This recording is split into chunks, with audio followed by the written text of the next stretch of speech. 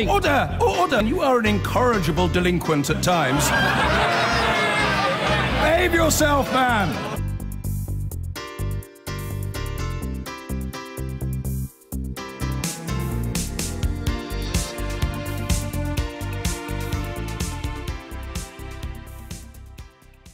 This was Moron Week, right? Moron, the word of the week. We see President Trump renewing his war against the media with his overuse of his favorite phrase, or shall I say his favorite slur, fake news. You remember how he started the week tweeting about fake news and politically motivated ingrates when it came to coverage of Puerto Rico and the ongoing crisis there. He then retweeted attacks against MSNBC and other members of the media, from Sean Hannity and Bill O'Reilly. And later in the week, he went back to this fake news idea in a big way. This was due to the report by NBC News that Secretary of State Rex Tillerson was on the verge of resigning over the summer. Of course, Tillerson pointedly did not deny that he called President Trump a moron in a conversation at the Pentagon. That news story from NBC and the confirmation from CNN and other outlets really driving the political news cycle for days. We've seen even more fake news tweets from President Trump as a result. At one point, even suggesting that maybe the Senate Intel Committee, which is looking into Russian interference, should instead look into American networks, what he calls fake news networks producing made-up stories. Let's separate fact from the president's fiction now with April Ryan, a correspondent and Washington bureau chief for American Urban Radio Networks, also a CNN political analyst. Another CNNer, Brian Karem. He's the White House correspondent for Playboy magazine and executive editor at Sentinel newspapers. And here with me in New York, Joanne Littman. She's the editor-in-chief of USA Today and the chief content officer at Gannett. Welcome to all of you. April, first to you. Take me through all these fake news critiques this week. Is it true for when President Trump, when the going gets tough for President Trump, the news gets fake in his mind? You've hit the nail squarely on the head, Brian. What really happens is the fact that this president is trying to create a positive spin when all chaos is happening, and he doesn't want the nation to know. So then, therefore, we are fake. It's been 9 months. This president either doesn't still understand or doesn't want to know the dynamic of the press, particularly the White House correspondents who are embedded in that White House. And this has been going on for president after president after president after president. We are baked into the framework of this nation. And the president, when he doesn't like it, he lashes out. And I'm just thinking about what he said to Sarah Huckabee's dad in an interview, talking about the hate that goes against Sarah Huckabee Sanders in that briefing room. I'm just thinking about everything, you know, wanting to investigate the press. We are doing our job. We're getting all sides, and he just doesn't like the facts that are coming out, even from his own party and within his own inner circle. He's the chaos. To that point about the investigation, Brian, do you think he actually wants the Senate Intel Committee to actually investigate news networks, or is he just venting, just blowing off steam? I think he's punking us. I think he's trolling us. Everything that he says is all about look this way, don't look that way. For example, earlier this week he said, you know, this is the calm before the storm. Anybody who's been covering the White House knows there has been no calm. There's only been storm. So he knew he was trolling us from the very beginning. His tweets are that way when he talks about the fake press and the fake news media.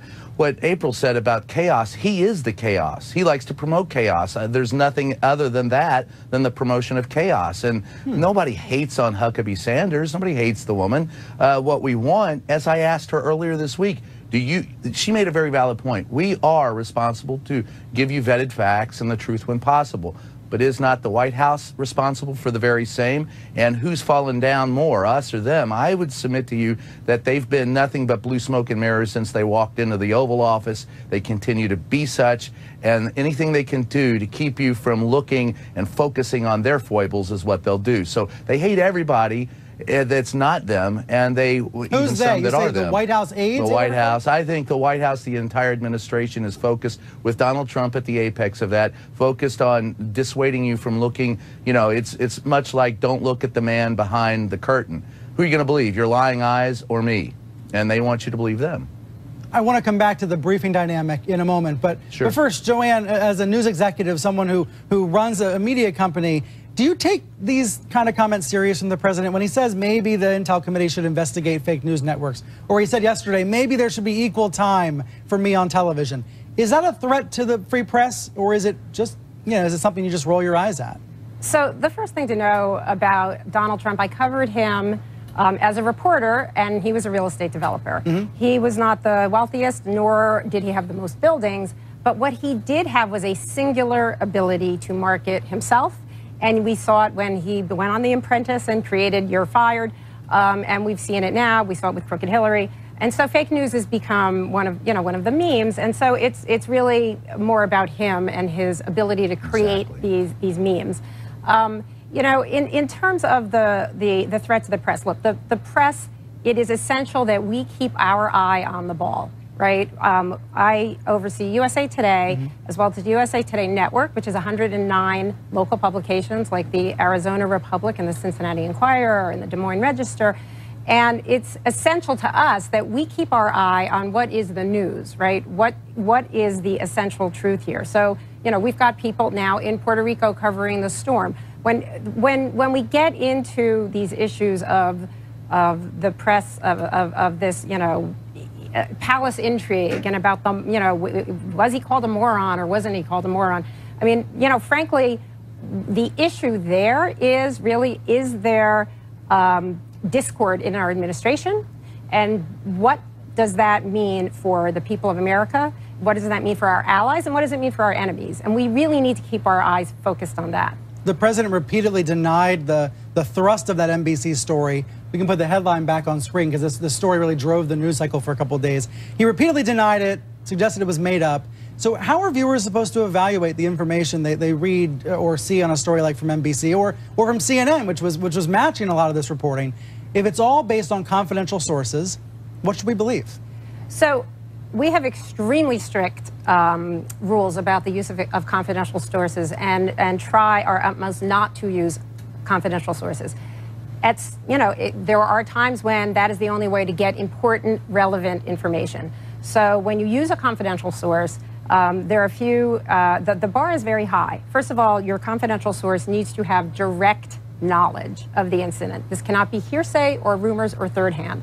Secondly, when you do hear from a confidential source, then it is the onus is on the reporter to then go and do reporting all around that, to be able to check every possible angle to make sure if this person said this was said at a meeting. Well, you better make sure that there was a meeting. You better make sure you know who was in the meeting. You better make sure you've contacted those in the meeting, right? So the bar is very, very high. And I did see, the NBC, I'm not privy to NBC, but they did say they spoke to something like a dozen more sources, sources. Yes. I mean, that gets to this question, Brian, of who do you trust? Do you trust Tillerson on the record saying I wasn't going to quit? Or do you trust these dozen confidential sources that are all telling NBC and CNN and other outlets the same thing?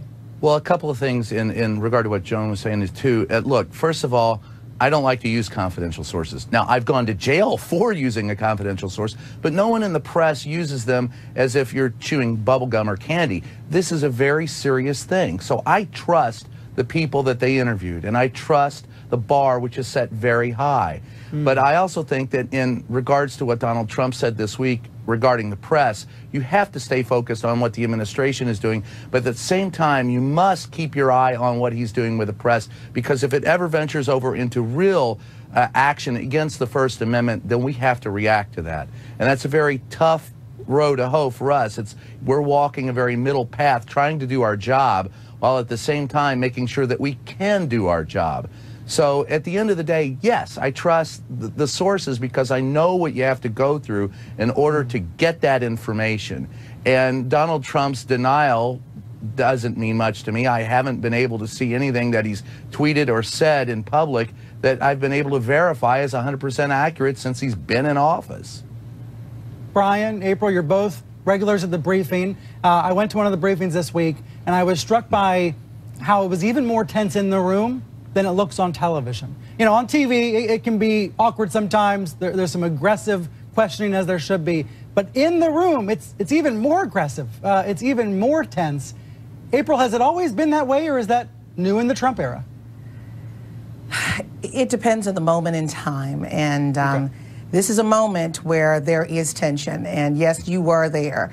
And we even had a conversation after the briefing.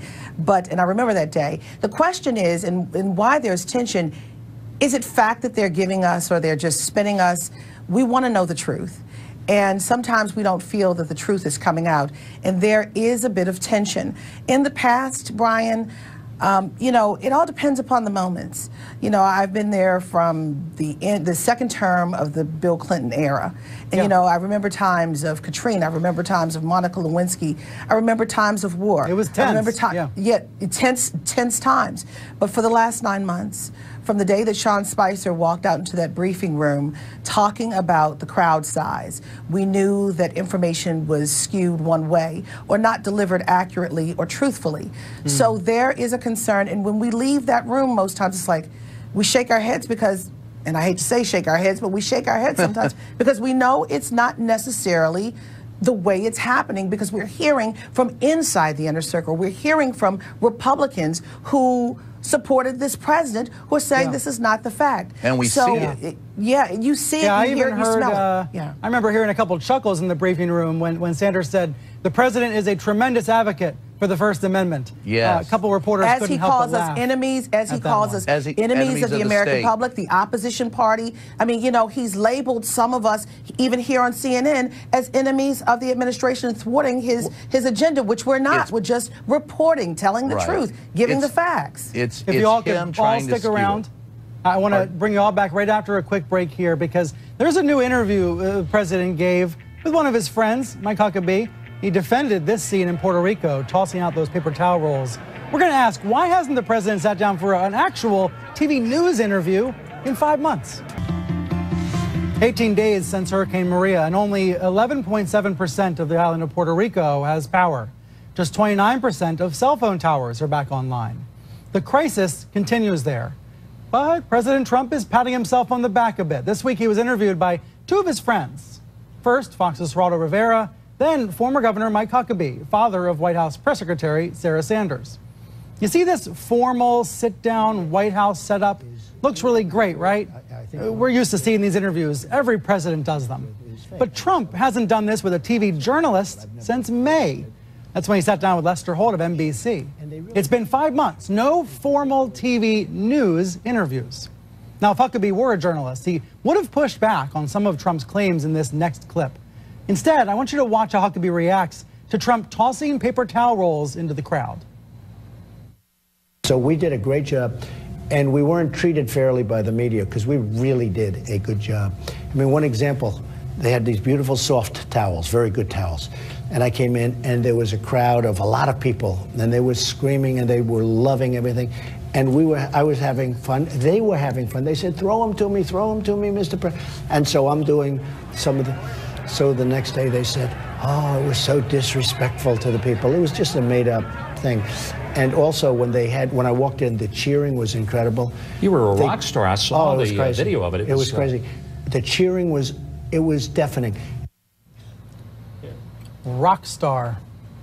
Let's bring back our panel. April Ryan, Brian Karam, and Joanne Lippman. Brian, your reaction? Well, when I stop laughing, I'll give it to you. I think who is ever in charge of that visual should be fired. Look, Larry Speakes once said during the Reagan era, don't tell us how to stage the news, we won't tell you how to report the news. The simple fact of the matter is, in this administration, they can't stage the news very well, and they're trying to tell us how to report it. That was a horrible looking moment. It was very demeaning to the people there. Anyone who saw it saw that. I don't know what the deafening cheers were. I didn't hear those.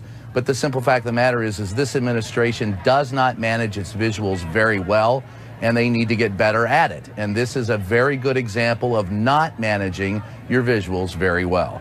Plain and April, simple. we've seen the president appear on Fox and Friends and other really friendly formats. This Huckabee interview, it's for a new show Huckabee is doing on a Christian broadcasting network. What we have not seen are real news interviews by President Trump in recent months. He gave a couple interviews to Reuters and the New York Times, but nothing on TV, nothing formally on TV with journalists the way that we're used to seeing from past presidents. Maybe the closest was Geraldo Rivera in Puerto Rico a few days ago, but that was a stand-up, a short stand-up interview specifically on the topic of Puerto Rico. Are we missing something when the President of the United States does not grant these formal interviews from time to time? The American people, definitely, they are missing something, and the press is missing something, and the president is missing something, because sometimes questions actually help inform presidents as to what is going on or things that they don't know, and it's actually helped shape and change some policy before. But for this president, seeing Mike Huckabee, the father of Sarah Huckabee Sanders, we understand why that happened, and Mike Huckabee even swore allegiance, and he would vote, his whole family would vote for him because the president said he loves Sarah Huckabee Sanders, who he does take to task sometimes if she doesn't do what he or says or relates things the way he wants them to be related. But at the same time, when he does not allow news organizations, outlets, and I'm going to go as far as to even say people like American Urban Radio Networks, my radio network, when you don't hear from other people that are going to ask you real questions that affect other parts of America, not just your base, you're missing out, and so is the American public. Absolutely. And not only that, I remember, you know, the angst of Fox News when Barack Obama, they thought, was not doing interviews with him. Barack Obama did various interviews with Fox News, and he did it with a lot of other organizations. They were few and far between, though, let's be fair. They were few and far in between, but I remember Mike Wallace, he did those interviews. I remember him getting beat up. I remember him, a BET interview, he was beaten up by BET. I mean, there are outlets that are not necessarily embedded and friendly with these presidents, and they need to hear, and they represent other parts of America, which is part of America. So I think it's doing this president a disservice to just talk to those who are friendly to him versus all of the media. And I'm not saying that we are bashing him, but we're going to not just ask the easy questions. We will challenge. We will ask when he was lobbing the paper towels and talking about these plush, pretty towels, you know, we will ask, what were the optics when you were lobbing it? And what were the optics about your wife wearing the heels when she walked out to go to the hurricane? He brought that up. So we would challenge back. I have a suspicion that one of the reasons why we haven't seen more serious news interviews with the president is because the Robert Mueller investigation is now almost 5 months old. There's an overlap between his lack of interviews and the Mueller investigation. Joanne, last word to you. Yeah, I've got to say that on the issue on the throwing the paper towels, what it did, unfortunately, was take attention away from the really important issues that are going on that you mentioned at the top of this Isn't that the press's block. fault for focusing on it? It's the press's responsibility to get away from the paper towel throwing and talk about the issues. We've had reporters on that island and photographers before, during, after the hurricane, and we are documenting that. We talked to an official who said that the hospitals in Puerto Rico are on life support, right? You've got 88% of the people who don't have electricity. There is a humanitarian disaster there. It's our responsibility to cover that. It's a long-term story, and it's a difficult story to cover over the long term. Yes. Well, yes, and we have to, you know, so the paper towel throwing to me was just a diversion. But right? I tried and we to really ask need to about stay focused on the story. I tried to ask about that in the briefing room during the week, and Sarah Huckabee Sanders shut me down. I talked about the controversy, and I tried to talk about it, but she shut me down. She only wanted to take one question. I showed them a tweet from someone on the ground. I quoted a text from people on the ground in Puerto Rico and asked them, why is there a disconnect between what the White House says and what is actually going on there? And they don't want to hear that.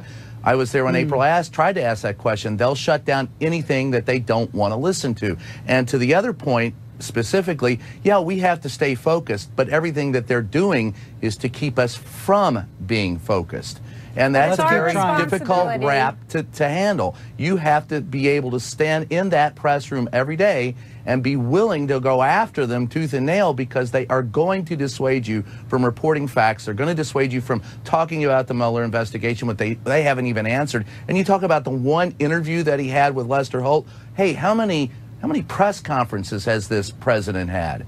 The most we can get, I've been able to question him directly on the South Lawn of the White House 3 times. He will spend 10 minutes, one solo press conference. And the rest of the time, you might get 9 or 10 minutes with him if he decides the new normal is to stay on the South Lawn when he's leaving and, you know, pretend like he can't hear you at first and walk up to the lines and take a few questions. But that's it. There has been no real answer of any questions. Sorry to cut you off, Brian. Thank you all for being here. I'd love to have you back very soon.